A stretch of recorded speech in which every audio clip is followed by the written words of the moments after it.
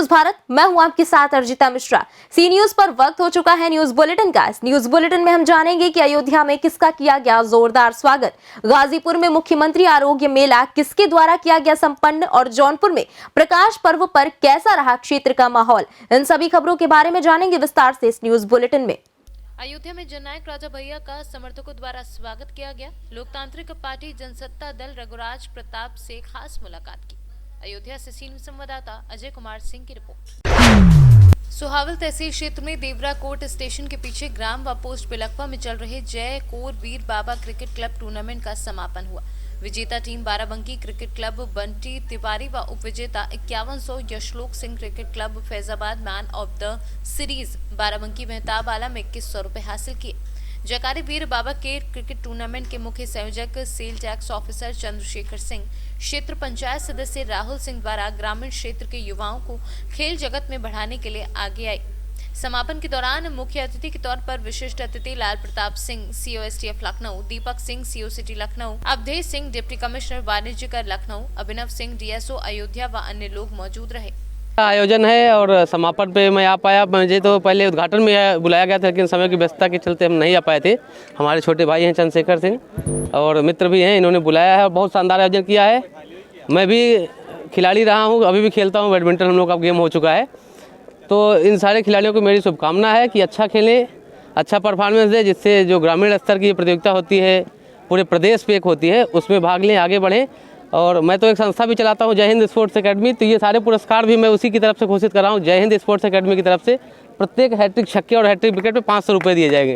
श्री राम की नगरी आप अयोध्या में आपका आगमन हुआ है, मंदिर निर्माण पे आपका कुछ? मेरा घर है, मैं भी चौड़े का रहने वाला हूँ।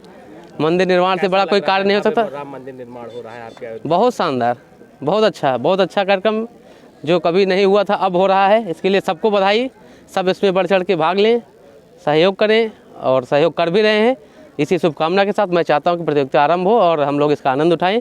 आप सबका भी बहुत बहुत धन्यवाद, समस्त क्षेत्रवासियों का धन्यवाद। शानदार आयोजन का अच्छे से मजा लें, हम लोग भी इसके लिए तैयार हैं और आयोजन करता हूँ। अयोध्या से सी न्यूज संवाददाता नीलेश विश्वकर्मा की रिपोर्ट। दिलदार नगर क्षेत्र के ताजपुर कुर्रा गांव स्थित खेल मैदान में शनिवार को रीत रिवाज स्पोर्ट्स क्लब द्वारा नाइट क्रिकेट टूर्नामेंट का फाइनल मैच उसिया जहांगीरिया स्पोर्टिंग क्लब व सेवराई टीम के बीच खेला गया, जिसमें उसिया की टीम ने सेवराई टीम को हराकर टूर्नामेंट पर कब्जा जमा लिया।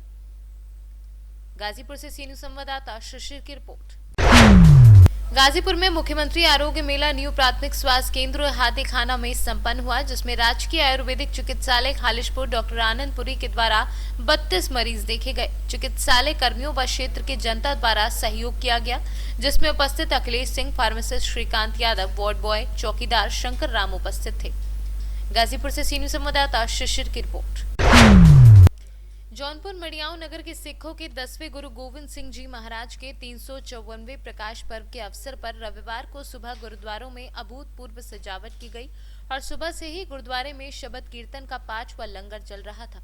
दोपहर 3 बजे कार्यक्रम के आयोजक सरदार कबलजीत सिंह, गब्बर स्वर्ण सिंह, टीजू राजू सिंह के नेतृत्व में स्वामी विवेकानंद इंटर कॉलेज में गुरु गोविंद सिंह महाराज की एक विशाल शोभा यात्रा निकाली गई, जिसमें हाथी, घोड़े, डीजे आगे चल रहे थे और पीछे बच्चे तरह तरह के करतब दिखा रहे थे। पूरे नगर में चल रहे इस अवसर पर वाराणसी में आए ज्ञानी नरेंद्र सिंह रागी ने कहा कि गुरु गोविंद सिंह का संदेश था, सृष्टि में परमात्मा एक है, चाहे उसे किसी नाम से पुकार लो, सबको एक साथ लेकर चलें और सभी धर्मों का आदर करें।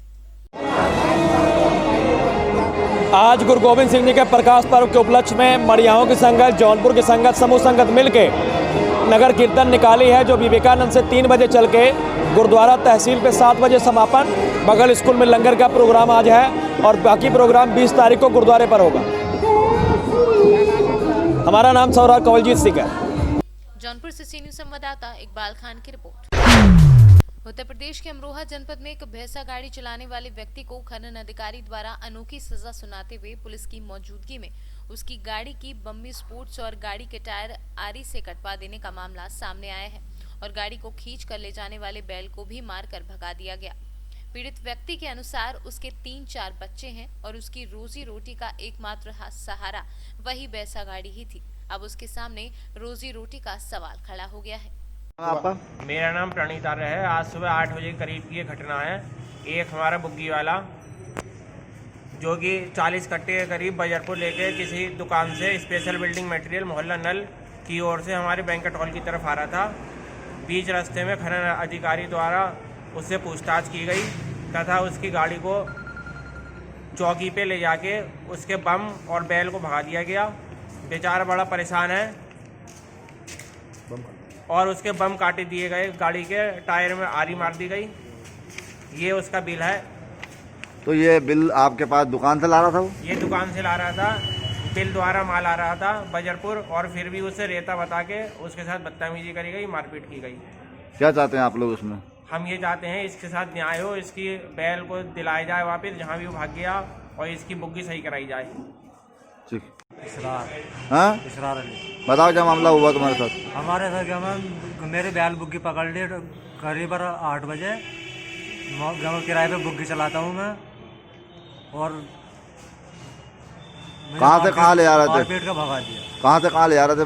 मैं मधुरमा होटल में लेकर जा रहा था और बजरपुर वाली की दुकान पे से लेकर आ गया। अच्छा, कितना बजरपुर होगा उसमें? बजरपुर कम से कम 40 कट्टे 12 कुंटल। अच्छा, तो उसमें जो है क्या कहना था उनका, क्यों मारा उन्हें तुम्हें? उन्होंने पैसे उसे मांगे तो मैंने दिए नहीं, वो पैसे उसे मांग रहे थे इसलिए किया। अब कहाँ है तुम्हारी गाड़ी? और टीपी चौराहे पे है। क्या करा उसके साथ? उसकी बम काट दिए, टायर काट दिए और बैल? नुकसान कर दिया। बैल कहाँ है तुम्हारा? बैल मार पीट का भगा दिया। क्या चाहते हो तुम?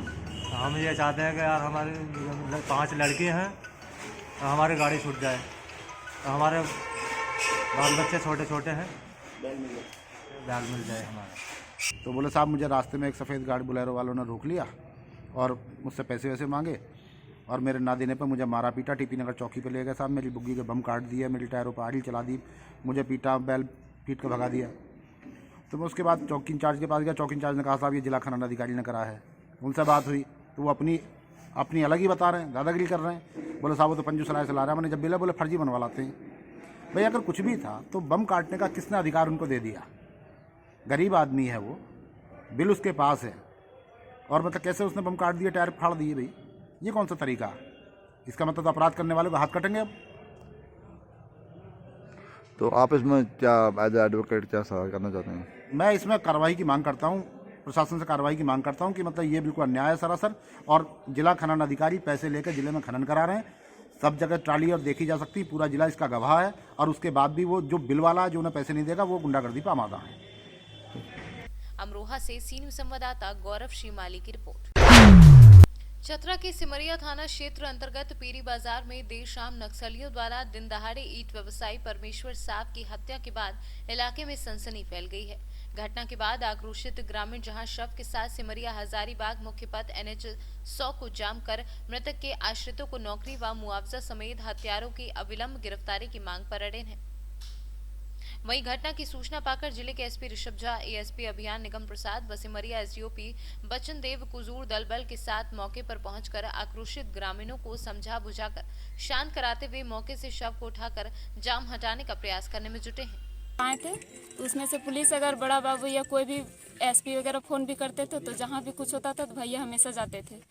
आज वही कांड हमारे भैया के साथ हुआ और 6 गोली मार करके और दिन दहाड़े चला गया। लाश पड़ा हुआ है। इसका भाभी है एक, और इसका 3 बच्चा है, 8-10 साल का बच्चा है, एक लड़का है 12 साल का। तो भाभी को एक सरकारी नौकरी दिया जाए और बच्चा को पढ़ाई लिखाई का सुविधा दिया जाए, और घर भी मिट्टी का है, उसको पक्का मकान होना चाहिए। लोग सड़क जाम करने का यही ये है कि हम लोग खुले में अब घूम नहीं सकते हैं ना, क्योंकि एक गरीब आदमी पर इतना अत्याचार हो रहा है, इसका तो देख रेख प्रशासन द्वारा कुछ नहीं है ना। इसलिए हम लोग रोड जाम किए, हमारा भाई का गोली मारा गया है। क्या मांग करते हैं आप लोग? सरकारी नौकरी होना चाहिए, इनका बच्चा का पढ़ाई लिखाई का व्यवस्था होना चाहिए। चतरा से सी न्यूज़ संवाददाता लकी की रिपोर्ट। छोटाउदेपुर के धमोड़ी गांव के पास रंगपुर के रहने वाले शैलेश राठवा और दीपक राठवा दोनों युवकों की रास्ते के साइड पर लाश देखने को मिली। जब इस घटना की जानकारी पुलिस को मिली तो तुरंत पुलिस मौके पर पहुंची। बाद में दोनों युवकों के शव को पुलिस ने पोस्टमार्टम के लिए अस्पताल में पहुंचाया और दोनों शवों की रिपोर्ट में हत्या होने का राज खुला। दोनों युवकों को मारा गया था और हत्यारों ने एक दुर्घटना में शामिल करने की कोशिश भी की थी। मरने वाले 2 युवक चचेरी भाई रंगपुर गांव के रहने वाले थे।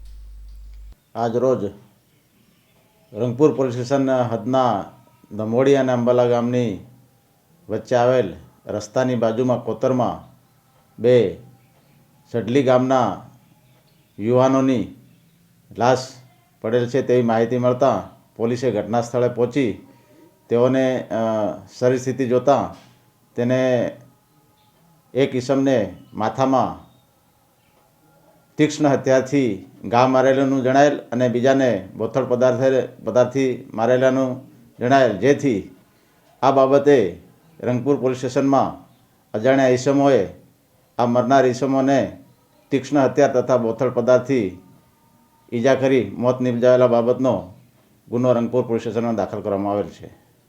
મારા છોકરો જે ખરો ને એ સાણીમાં અમદાવાદમાં કંપની નોકરી કરતા હતા. એમાં છે ને ઉત્તરાયણની રજામાં આવ્યા હતા એટલે ખાલી 3 દિવસમાં આજે જવાના હતા, પણ અમને જાણ સવારે 8 વાગે મને ખબર પડી તો અમે એ લગ્નમાં ગયા હતા.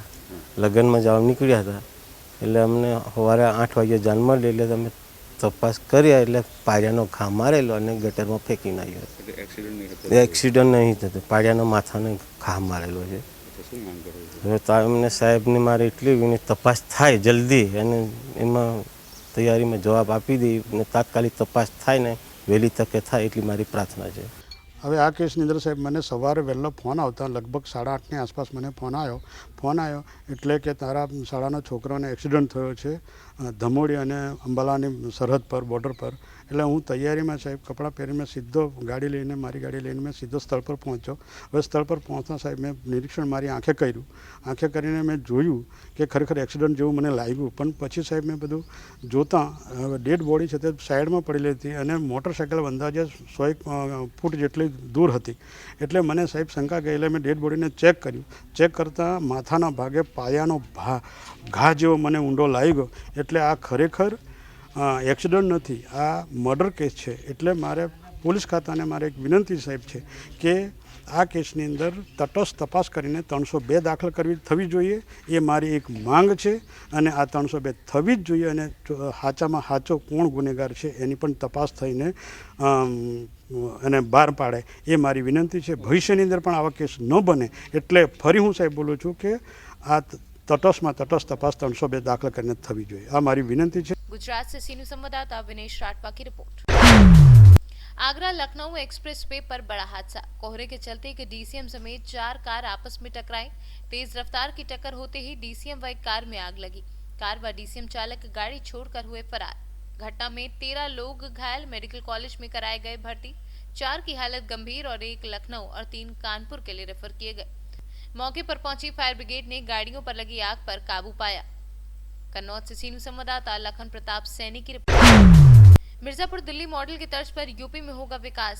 ये बातें सुल्तानपुर माजरा दिल्ली प्रदेश के विधायक मुकेश अहलावत ने कही।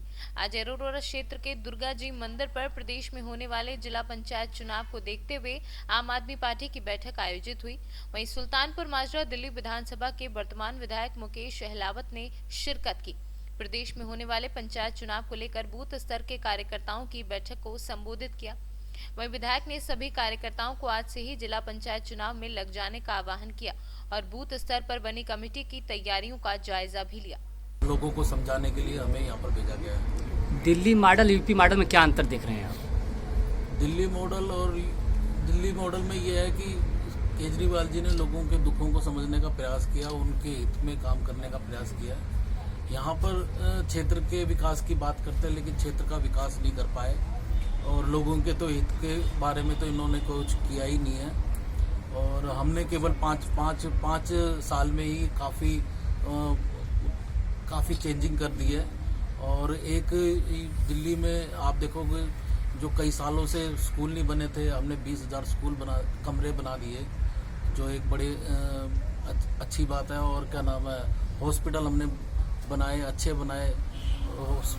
पानी की व्यवस्था हमारी बहुत अच्छी हो गई है, जबकि हमारे पास पानी का कोई जरिया नहीं है, फिर भी हमारे वहाँ पर पानी 24 घंटे पानी आ रहा है। तो ऐसी सुविधाएं जो हमने दी है, शायद ही पूरे इंडिया में किसी मुख्यमंत्री ने वो सुविधा नहीं दे पाए जो केजरीवाल जी ने दिल्ली में दी है। और योगी है और क्या नाम है, यहाँ पर जितनी भी सरकार आई है, बीजेपी भी है, इस टाइम बीजेपी है, पहले सपा थी, उससे पहले बसपा थी। उनकी कार्यशैली देखोगे तो उन्होंने केवल धर्म जाति पे चुनाव लड़ा है। जैसे जैसे चुनाव आता है तो केवल धर्म जाति पे करते हैं, लेकिन हमारा मुद्दा ये होता है लोगों के दुखों को समझना का प्रयास करते हैं और साथ में वहाँ का क्षेत्र का विकास भी करते हैं। आगामी विधानसभा का चुनाव होने वाला है 22 में, क्या एजेंडे पर हैं आप? क्या है एजेंडा आपका?